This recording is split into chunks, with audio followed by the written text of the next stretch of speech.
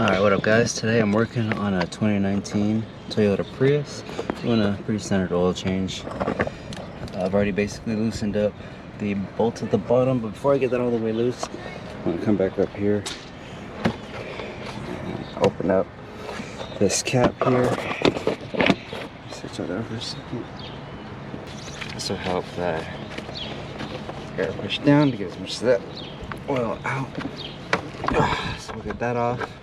Just unscrew it, don't take it off completely. I don't want any debris getting in. I'll come back down here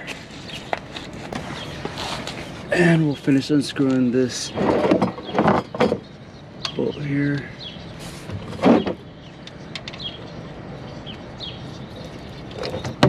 There we go. I don't know if you can see that.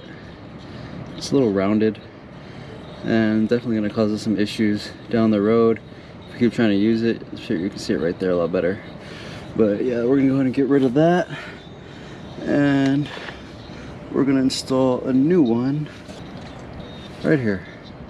As you can see, a lot better. Basically a complete replica of the other. And it's got a new rubber washer, so that's nice. So we're going to let this drain out for a second. And meanwhile that's doing that, I'm going to get some towels to try to keep the mess to a minimum. Okay. Okay, so we're just going to let this run out. You want to try to let all of it drip down as much as possible. Get as much of the old oil out. So we'll let that run. And meanwhile, what I can do is I can start working on the filter as well. So let's go ahead and get that. But for that, I'm going to need my tool here. So I definitely recommend getting one of these tools. Makes your life a lot easier when you're trying to take these filters off. I've just about tried everything. The shops are cool too, but I find these to be a lot more helpful. A little bit more convenient. I also find that it's easier to get them into some spaces. You know, sometimes you gotta, get in straight ahead instead of like trying to wrap it around. So this just kind of makes it easy. As you can see, the oil's starting to come to a trickle, so while that's doing that, let's get this filter off.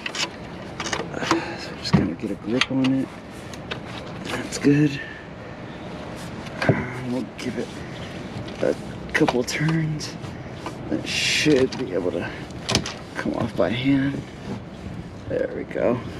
It's making my life a lot easier to get this filter off. That might be good. Yeah, now. See, move it a little bit. So, filter is right up there. Go ahead and, sorry, it's a weird angle, but go ahead and just twist this off. And yeah, watch out with that because it is going to drip out oil, so you want to make sure you keep your pan close to let all that come out. And also try to catch this because it is going to just unscrew and fall off. A lot of people kind of just wait for the oil to drain before doing this part, but I'm pressed for time, so I'm gonna go ahead and do it at the same time. And there you go. The filter off, everything's kind of dripping down, coming to an end there. So we'll just clean all this up and then we'll start putting the plug back on, and we'll get the new filter on and then the new oil in there. So we'll get this wiped off a bit, wipe off some of this residue or oil. It's still gonna drip a little bit, that's okay. You can just wipe it again after, just to get most of it off. And we'll go ahead and get that. There we are.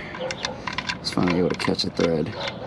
And we'll just kind of hand tighten that a little bit. And get our rag here. Clean up my hands a bit, and then clean up the mess around here. I don't want any dripping oil. I'm gonna leave it pretty clean. So wipe everything down. Just tighten back up. I'm using my Milwaukee Insider to do this. 14mm. And we'll just. Yep. Now let's get the filter. We'll get that prepared. I'll show you how to do that too. Oh, little tip. Buying funnels is useless. Just use an old oil canteen. Cut the bottom out. And get yourself a free filter or funnel. So fill that up a little bit. Whoa. And that's why we use our catch pan. fill that up with a little bit of oil. So soft. This would be a nightmare to screw on otherwise. Still gonna be a nightmare, but oh well.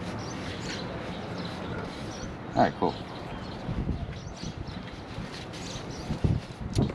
Alright, so now we got that full. We're gonna just rub some of the oil around the seal.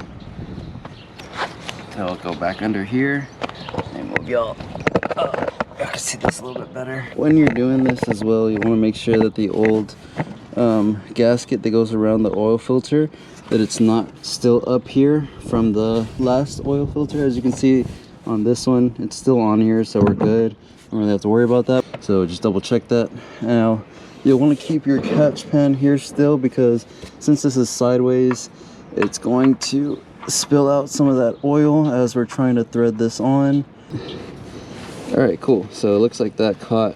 Thankfully, we were able to catch a thread. Now we'll just hand tighten it a bit using the same towel to kind of just work it in, and we'll just spin it on until it catches a bit more. So that's pretty good, at least. There we go.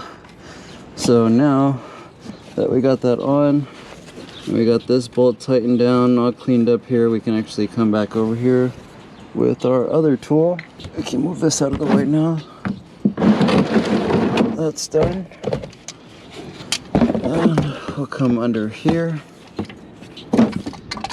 And we'll use that same tool just to give it a nice extra couple turns. Doesn't have to be super tight. Hand tight is normally good, but I like to do this as just an extra precaution. It's the nice thing about having that tool. So now that we have all that cleaned up and done, we'll go back up to the top of the car and start filling the oil. It's a mess. And so one thing you want to do is make sure you get off any crud. And this is with this, or with any funnels that you use. You want to just try to keep as many contaminants out.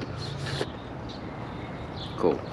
I'll just set that over the top. It doesn't, oh, I was about to say it doesn't fit perfect, but as you can see, it does. Here comes the fun part. So got some traditional full synthetic oil here that I'm gonna be using for this car. This one happens to take, well, it's actually 0W16, but we switched over to 0W20 for more weight, and I just feel like it helps the car run just fine. So you want to kind of get a gauge for how much you're gonna be putting in there. So I know this car takes about 4 quarts and some. We'll be using the dipstick to check it out anyways, so I'm pretty confident that this car will hold all this 3 quarts, so we're gonna pour all this in.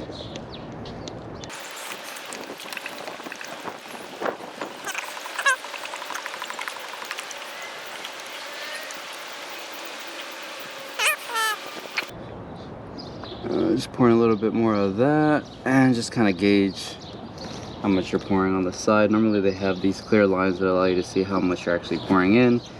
I would say I've poured in maybe 1 more quart. So we're gonna check the dipstick, see where we're at, see if we got anything there, and then we'll start the car. That'll normally suck the oil in, and we can see if we need to top it up with some more. I will say, definitely get a good gauge of how much oil is in the system. Last thing you want to do is start the system with too little of oil, because that can also be a problem.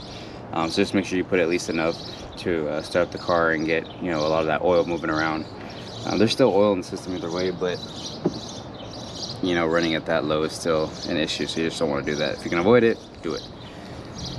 So I'm gonna go and start the car, and I'll be back in just a moment. The car's on. We don't want to run it too long. We're just running it a bit so that oil can filter through a little bit, and I'm gonna shut it off here in just a moment.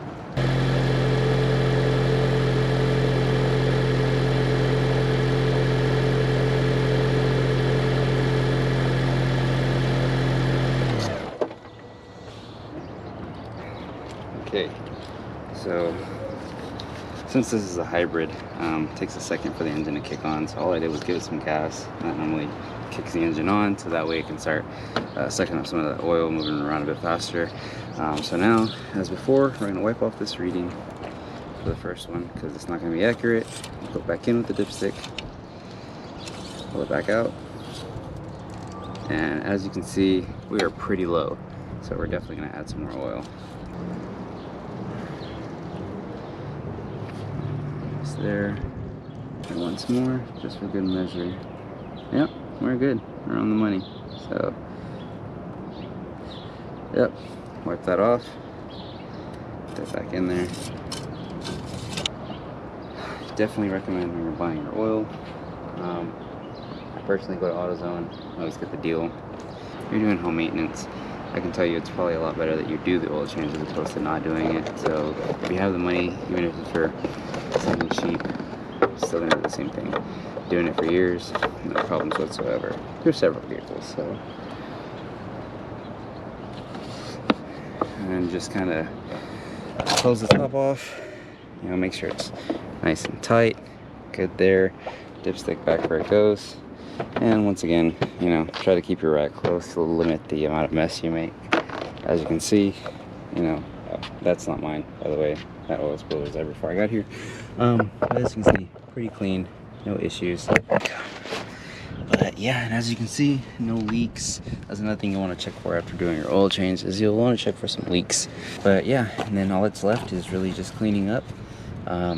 As far as used oil, I would recommend just taking it to like your local hardware store or local parts store, you know, AutoZone, O'Reilly's, Advanced Auto Repair. They all kind of recycle the oil, so you'll just want to take it there, and you can use the old filter box to get rid of the filter as well, which you'll also want to recycle. But yeah, that's the job well done on a 2019 Toyota Prius. Pretty standard oil change. But yeah, let's tune in, catch the next one.